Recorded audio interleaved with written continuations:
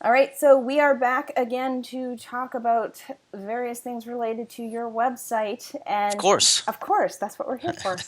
Anytime we have a chance to geek out over something related to SEO or websites or conversion optimization and those things, we love an opportunity to do that. So, Shay and I were talking about the fact that one of the most common questions that I get in Facebook group and just in general is, what platform should I be building my website on? There are so many options, and I think people get overwhelmed by all the choices, Overwhelmed. completely overwhelmed. Everybody's telling them what they should be doing because it's what's worked for them. Should it be WordPress or Joomla or Squarespace or Wix or Weebly or whatever it is? Whatever. Yeah. That the choices seem endless, and I think it's a little bit paralyzing if you can't even figure out what platform to go with. How do you move on to doing the rest of it? So I thought a little bit of a deep dive into what the options are and some questions that you can ask yourself in order to help you choose which platform's right for you might be something that's useful. So I think maybe we can start with just a little explanation of what is WordPress versus a site builder, because I'm often throwing around that term site builder and I don't know Yeah, if a lot of people know people what don't I mean. understand. So what I mean by site builder is it's basically a tool that lets you build a website, but to build one really simply without using any code. And it's typically a proprietary software, which means that you license the use of their website building software. And without it, you have no website. So you either use that software, and if you stop paying for it, you stop having a website. You cannot pick that website up and move it over to another host. A lot of people, I think, associate that with the drag and drop for building a Yeah. website, which it is. I mean, that's the no coding. It's just you drag and drop stuff in.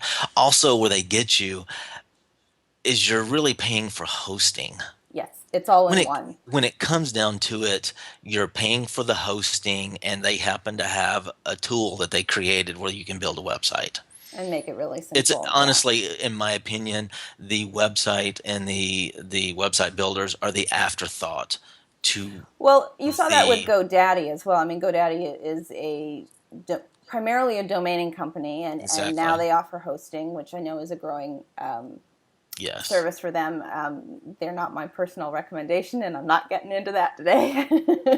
Another thing that people don't But know is there's one company that owns the major companies right, all in one. Bluehost and HostGator are owned by the same people. And right. I just heard that there's a company called Small Orange Yes, a Hosting, or small orange.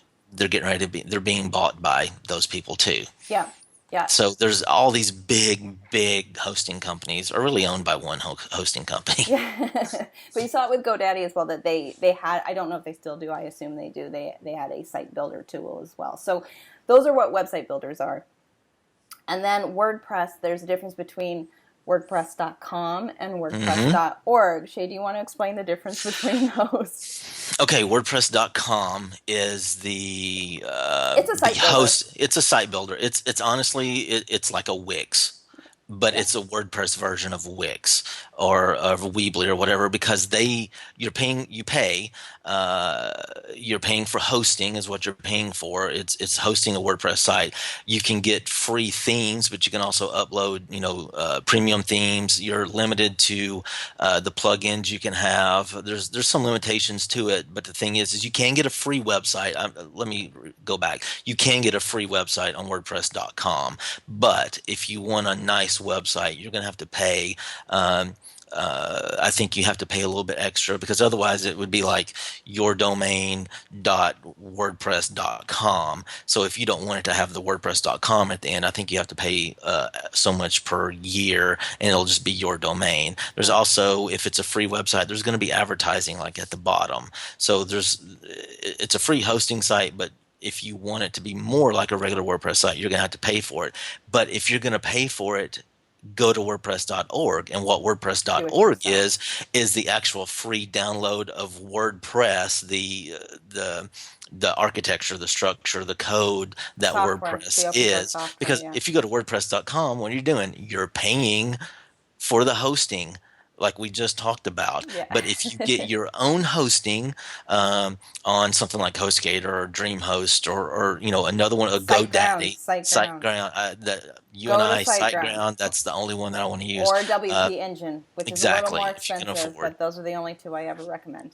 So what I always do is say, buy your hosting separately, and then you can download WordPress for free. At least the WordPress, template, the theme, whatever, the The basic structure, the code, installation. exactly. Yeah. So you're paying per month, and you can pay as little as probably $4 or $5 a month, depending on if you have one website, or I have a couple of hosting accounts where I only pay like $10 or $12 a month, and I can have unlimited.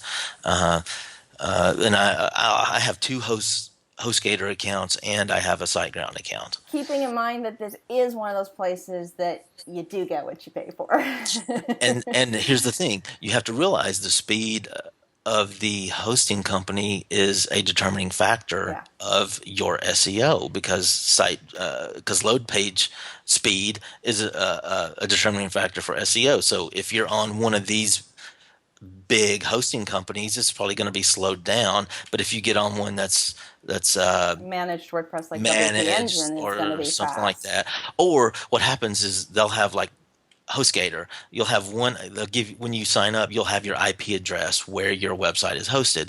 That one IP address could have 5, 6, 700 websites on that one IP address, which means if everybody's going to those, it's going to slow yours down. Whereas if you go to a managed one, there could only be one if you're paying for it, or there could only be 5 or 10. So it's going to speed things up. Yeah. So the other thing to mention is that WordPress is not the only content management system out there that you can use to build your website. No. You may have also heard of Joomla or Drupal or other things like Drupal. that. But WordPress is the fastest growing software for this, and it has a little bit of a learning curve, admittedly. But once you get used to it, and if it's been implemented properly, it's actually very straightforward to use, and it has so much flexibility in it. But I wanted to talk about this topic of which platform to choose because, yes, I run a website development company that specializes in WordPress. So I am a cheerleader for WordPress because I believe in its flexibility and its expandability for your business. So I'm always going to be a cheerleader for it. But I wanted to talk about whether or not it's right for you, because sometimes it may not be the right choice for you. Mm-hmm. Squarespace is extremely popular right now, but it is a site builder. And one of the reasons I don't like site builders is this concept of owning versus renting your website. Mm-hmm. And the reality is that with a site builder, you are beholden to that provider. So a lot of people don't realize this. They think that if they decide they want to go to another hosting company later or go to another platform, that they can pick up their existing website and move it over, and you can't. Well, I mean, you can take your content. You can take you your just content, can't, you can't down. I don't. As far as I know, like if you're moving from, and there may be a plugin now, or something switch or something change, but you could success with those. Exactly. You could potentially extract or download your content and images and stuff and upload it on another one. But honestly, the only one that I know that will do that, and I'm not saying it'll do it with Squarespace, is WordPress. I know they have it for like Blogger. I think they may even have it for Wix or Weebly. I don't know, because they've gotten smart. Somebody has developed it because people are moving so much from those platforms to WordPress. Right. They're trying to make it, and I don't think it's WordPress that's developed this. I think this is individual people that have created plugins that will do it. Right. I don't know. I haven't looked into it in a while. I know there were some. You just have to look and see. Yeah. But it's hard. But if you're in a situation, let's say you're on a Wix website and you've decided, okay, I want to have more access to work on my SEO, let's migrate the website, let's pick it up and move it over to my own hosting company so I can work on it. It doesn't work that way. Yeah. Also, I don't want people to misunderstand me when I say you can download it. You're not taking the theme with you. Mm-mm. That's proprietary. The only thing you could potentially take with you is your content, which is your text and your images. But the look of your website is gone. You can't take that with you anywhere. No, you'd have to rebuild it. So, and the other aspect of that whole owning versus renting thing is, I don't like being reliant on one provider. I don't think any of these businesses are going to disappear tomorrow. I don't think Squarespace is going out of business anytime soon, but I like the flexibility of being able to pick up and move to another hosting provider if I need to. And I've had to do that in the past. I mean, I've been in the website space for 16 years, and hosting companies that were pretty good in the beginning got bought out, or their customer service really, really suffered. There was one I loved using, and they're garbage now, and I had to migrate a lot of people off of them onto another provider. You don't have that flexibility with a site builder, and I'm not comfortable building on rented land. That said, I think that the importance of expectation needs to be talked about, because if you know that you're relying on that provider and you're cool with that, and you know that you're going to be limited in the themes that you can choose from, and you're cool with that, and you know that you are not going to necessarily be able to do as much work on your search engine optimization. Squarespace's SEO is apparently pretty good out of the box, but still, in terms of more advanced SEO, it's still behind. It's still, but I'd say between everything we've talked about, yeah, it's going to be WordPress and then Squarespace. But if you understand all of these limitations and you're okay with that because it's just the right fit for you right now in terms of your, your tech comfort level and the budget that you have to put into it, as long as you understand that and you're not going to expect it to do something that it's not designed to do, then it might be a solution for you, whether temporary or long term. It really comes down to what you expect out of your website. Is SEO important to you? Do you have really unique design expectations? Is there functionality that you're going to want to have on it that is not included in a site builder's options? So I think it really comes down to expectations. I have a lot of clients who they want to be able to move this menu over there and move this element over here and really respin it to make it very, very custom or add very unique functionality into it. And a site builder is never going to be something that they're happy with, because it's just not going to meet their expectations. Whereas there are plenty of other business owners that they just want something that looks nice, that's very easy for them to use, and they're happy with it, and they understand the limitations. And in that case, have at her.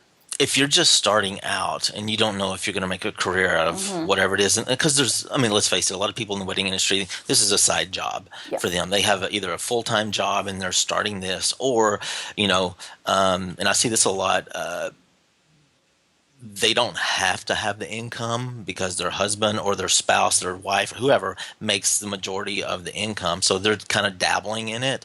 If you're just testing it out, I don't see why Squarespace or something like that could at least be a good way to start, because you're not putting a lot of money in up front.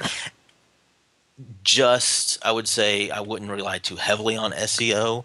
I would think you might be more of a I think you'd have to have your marketing down a little bit more. I mean, it still takes 6 months to get good SEO built up. So, you can test it out if you're starting to make money and you want to make a career out of this.